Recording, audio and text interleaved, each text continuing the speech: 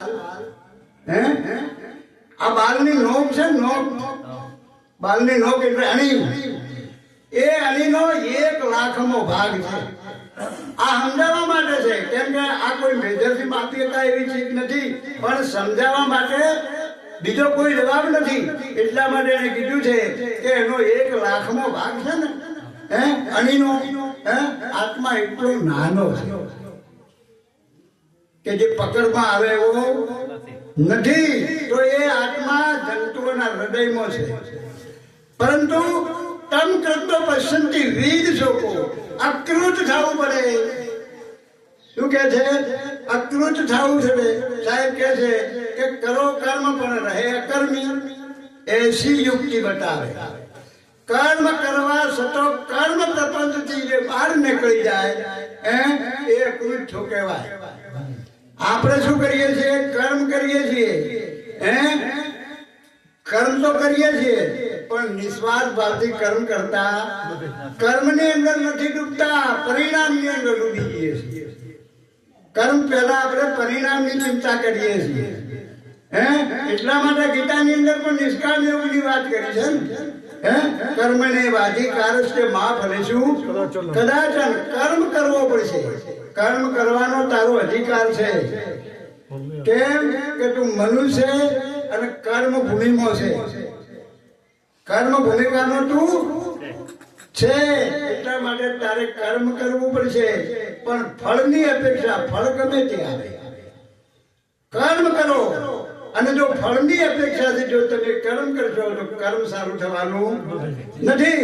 હું પ્રવચન કરતો હોય, પછી હું પ્રવચન કરું, મનમાં એમ ધારું કે હું સારું પ્રવચન કર્યું, લોકો મારા વખાણ કરશે, હે તો વખાણ માટે જો પ્રવચન થશે તો એ કામ સારું થશે નહીં.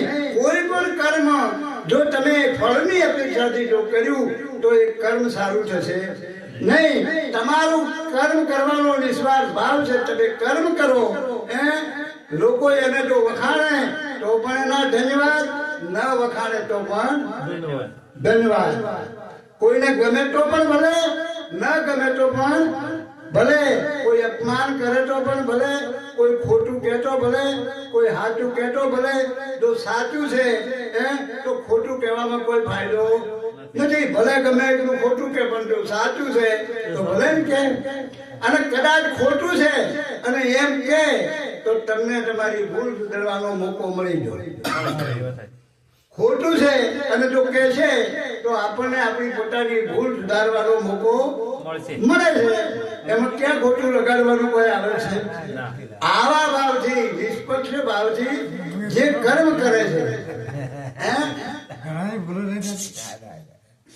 જે કર્મ કરે છે એ અકૃત છે.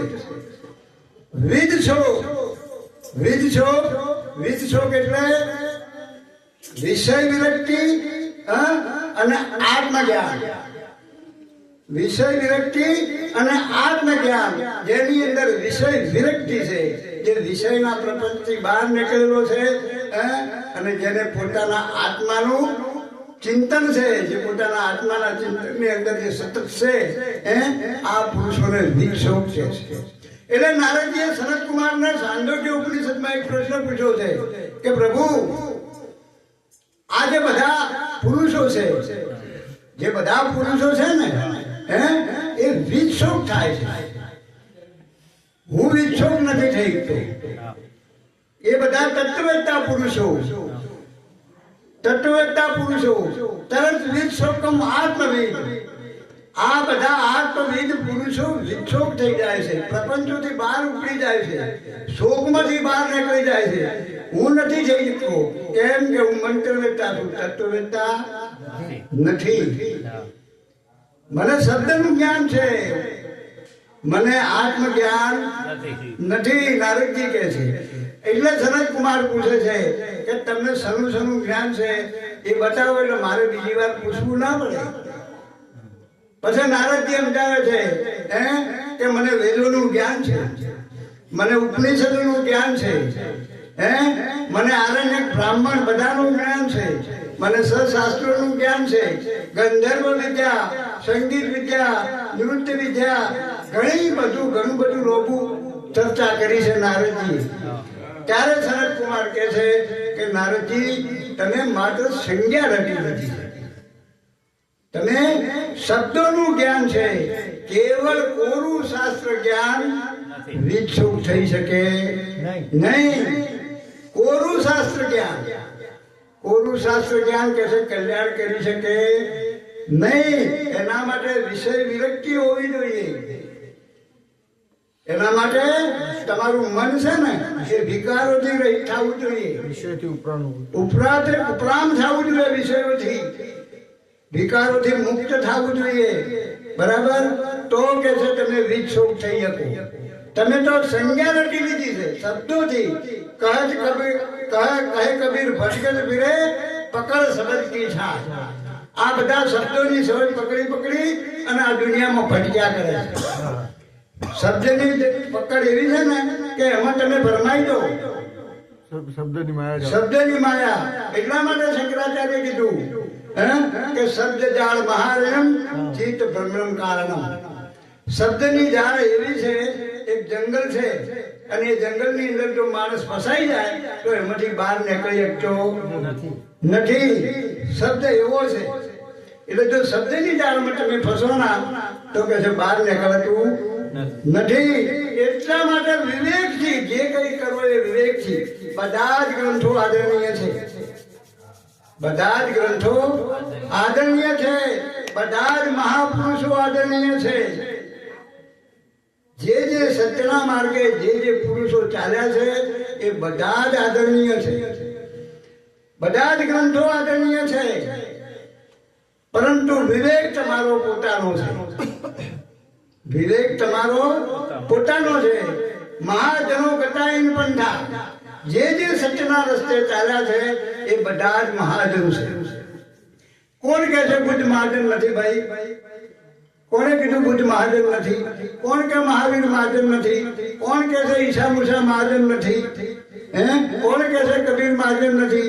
કોણ કે શંકરાચાર્ય મહાજન નથી? બધા જ મહાજન છે, બધા જ મહાજન છે. અને મહાજનો જે બોલ્યા વાક્યો એ બધા આપ્ત વચન છે.